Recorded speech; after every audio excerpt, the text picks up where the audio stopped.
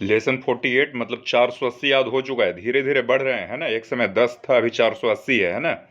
अंतर दिख रहा होगा, ठीक है, देख लेना अपने से।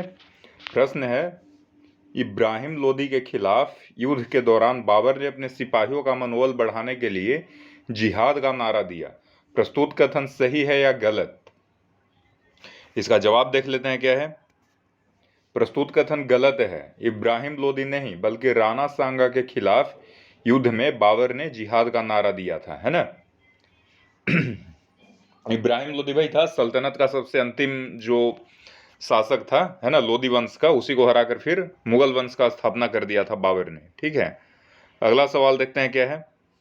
भारत सरकार शक संबत का प्रयोग करती है, बताइए कि शक संबत को किसने चलाया। इसका जवाब देख लेते हैं क्या है। शक संबत को 78 ईस्वी में कनिष्क ने चलाया था, ठीक है ना। अगला सवाल, आल्पस पर्वत किस महाद्वीप में स्थित है। इसका जवाब है आल्पस पर्वत यूरोप में स्थित है ना। अगला सवाल देखते हैं क्या है। वर्नाक्यूलर प्रेस एक्ट कब लाया गया। इसका जवाब है 1878 में वर्नाक्यूलर प्रेस एक्ट बनाया गया। इस कानून ने भारतीय भाषाओं के समाचार पत्रों की आज़ादी पर कड़ी बंदिशें लगाई। अगला सवाल, शेख अहमद सरहिंदी जो कि अकबर के समकालीन थे, हिंदू मुस्लिम धार्मिक एकता के प्रबल समर्थक थे। प्रस्तुत कथन सही है या गलत, है ना।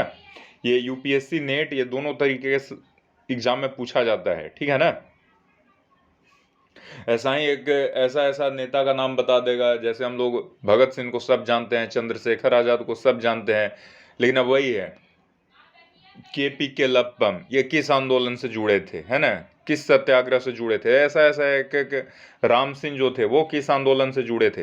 तो ऐसा ऐसा कुछ नेता वगैरह का नाम पूछ देता है जो कि ज़्यादा फेमस नहीं होते हैं, लेकिन एग्जाम में उनका पूछे जाने का पूरा संभावना है। तो अब शेख अहमद सरहिंदी जो साहब हैं, बताइए, क्वेश्चन तो पढ़ ही लिया होगा, हिंदू मुस्लिम धार्मिक एकता के प्रबल समर्थक थे, ये कथन सही है या गलत।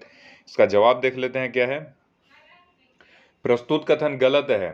शेख अहमद सरहिंदी जो थे वो मुस्लिम धर्म के कट्टर समर्थक थे तथा उन्होंने हिंदू मुस्लिम धार्मिक एकता का विरोध किया था, ठीक है ना। अगला सवाल, आपातकाल के कारण कोई विधानसभा पहले ही 8 साल से कार्यरत है। सही जवाब है, सही सवाल है। बताइए कि आपातकाल खत्म होने के बाद और कितने दिनों तक यह विधानसभा कार्यरत रह सकती है। तो इसका जवाब है आपातकाल खत्म होने के 6 माह के भीतर नए विधानसभा का चुनाव हो जाता है और वर्तमान विधानसभा भंग हो जाएगी, ठीक है ना। अगला सवाल, कालांतर में मुगल सत्ता कमजोर पड़ने लगी थी और इसके नियंत्रण के क्षेत्र स्वतंत्र होने लगे थे। इन स्वतंत्र होने वाले क्षेत्रों में अवध, हैदराबाद, बंगाल प्रमुख थे। इन तीनों क्षेत्रों के संस्थापक के नाम बताइए। यानी कि इन तीनों क्षेत्रों के संस्थापक का नाम मतलब इन क्षेत्रों में स्वतंत्र सत्ता स्थापित करने वाले शासकों का नाम बताइए। ये क्षेत्र मुगल के कंट्रोल में थे।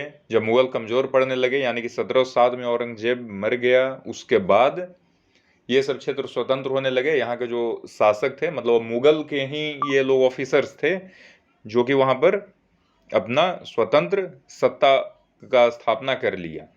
तो इसका जवाब है अवध में सादत खां ने स्थापित किया, हैदराबाद में चिंकिलिज खां या निजामुल मुल्क ने, और बंगाल में मुर्शिद कुली खां ने, ठीक है ना।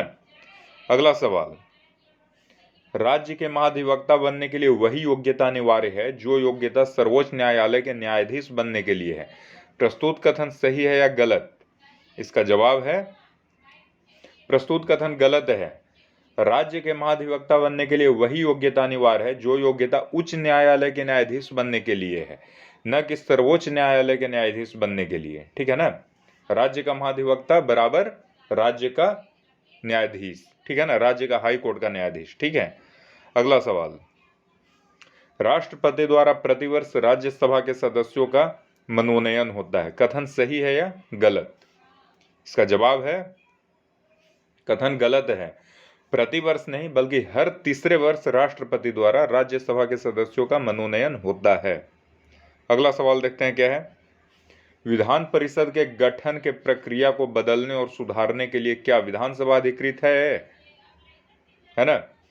इसका जवाब है नहीं। विधान परिषद के गठन के प्रक्रिया को बदलने और सुधारने के लिए संसद अधिकृत है। ठीक है, अगला सवाल देखते हैं क्या है। अलाउद्दीन खिलजी के समय दुधारू पशुओं पर एक कर लगाया जाता था, इस कर को क्या कहा जाता था, है ना। इसका जवाब है खुद से देना है। ठीक है, अगला सवाल देखते हैं क्या है। ये जो झंडा है ये किस देश का झंडा है, और इसका जवाब है ये झंडा है मंगोलिया का। ठीक है ना, 8+ हो गया होगा तो सही है, अन्यथा मेहनत कीजिए, पढ़ते रहिए, है ना। अच्छा, और ये सब सवाल मैं लाता कहाँ से हूँ, तो सवाल है www.fullstudies, ठीक है ना, FULLSTUDYS fullstudies.com से, ठीक है ना।